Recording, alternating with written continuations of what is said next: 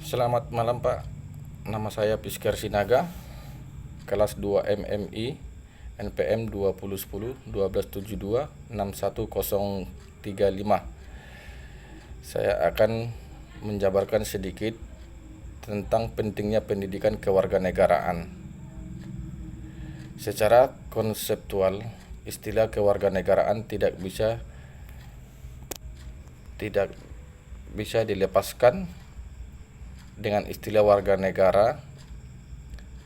Selanjutnya ia juga berkaitan dengan istilah pendidikan kewarganegaraan.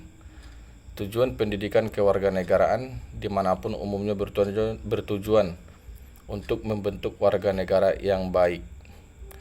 Undang-Undang RI Nomor 20 Tahun 2003 tentang Sisdiknas Pasal 37 Ayat 1 huruf B yang menyatakan bahwa kurikulum pendidikan dasar dan menengah wajib memuat pendidikan kewarganegaraan.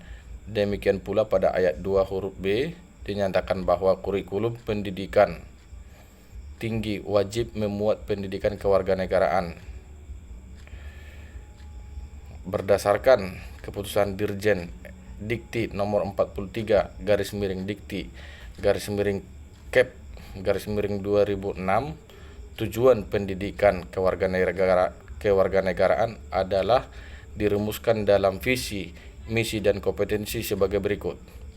Visi, pendidikan kewarganegaraan di perguruan tinggi adalah merupakan sumber nilai dan pedoman dalam pengembangan dan penyelenggaraan program studi guna mengantarkan mahasiswa memantapkan kepribadiannya sebagai manusia seutuhnya. Hal ini berdasarkan pada suatu realitas yang dihadapi bahwa mahasiswa adalah sebagai generasi bangsa yang harus memiliki visi intelektual, religius, berkeadaban, berkemanusiaan, dan cinta tanah air dan bangsanya. Misi pendidikan kewarganegaraan di perguruan tinggi adalah untuk membantu mahasiswa memantapkan kepribadiannya agar secara konsisten mampu mewujudkan nilai-nilai dasar Pancasila, rasa kebangsaan dan cinta tanah air dalam menguasai, menerapkan dan mengembangkan ilmu pengetahuan, teknologi, dan seni dengan rasa tanggung jawab dan bermoral.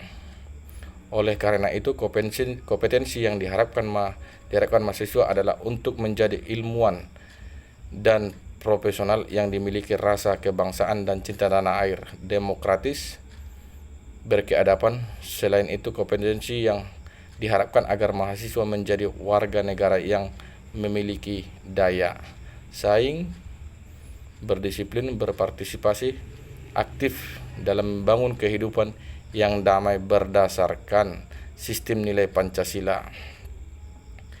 Identitas nasional. Identitas menunjuk pada ciri atau penanda yang dimiliki oleh seorang pribadi dan dapat pula kelompok. Ciri atau penanda yang dapat membedakan Anda itu dapat disebut sebagai identitas. Identitas umumnya berlaku pada entitas yang sifatnya personal atau pribadi.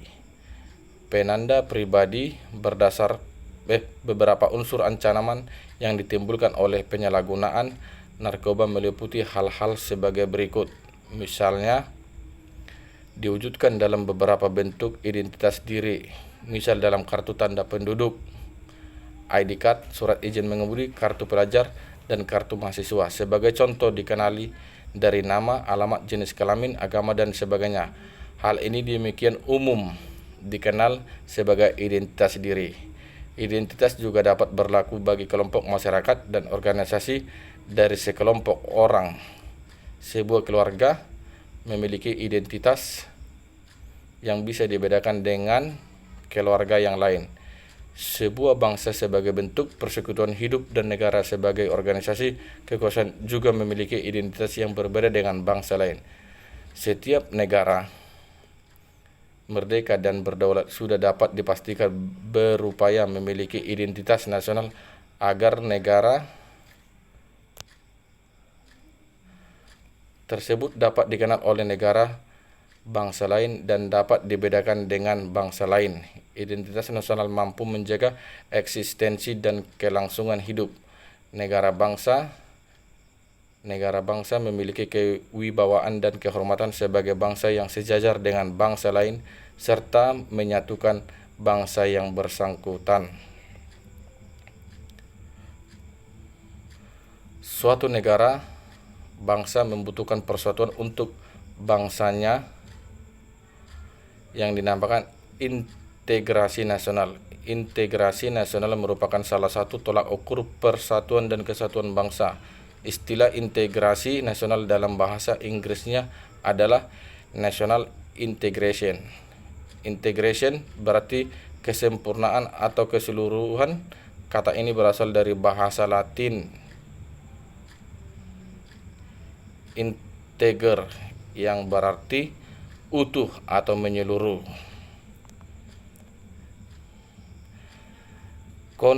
Konstitusi adalah seperangkat aturan atau hukum yang berisi ketentuan tentang bagaimana pemerintah diatur dan dijalankan oleh karena aturan atau hukum yang terdapat dalam konstitusi itu mengatur hal-hal yang amat mendasar dari suatu negara. Maka konstitusi dikatakan pula sebagai hukum dasar yang dijadikan pegangan dalam penyelenggaraan suatu negara.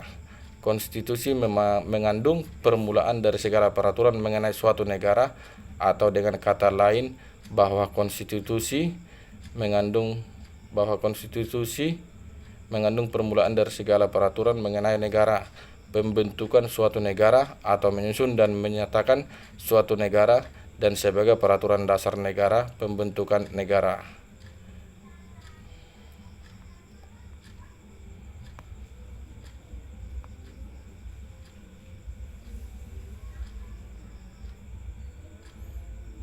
Agar negara dapat melaksanakan tugas dalam bidang ketertiban dan perlindungan warga negara, maka disusunlah peraturan-peraturan yang disebut hukum.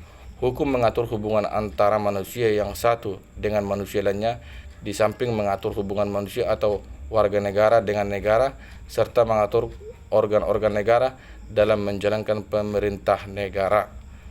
Sekian dan terima kasih.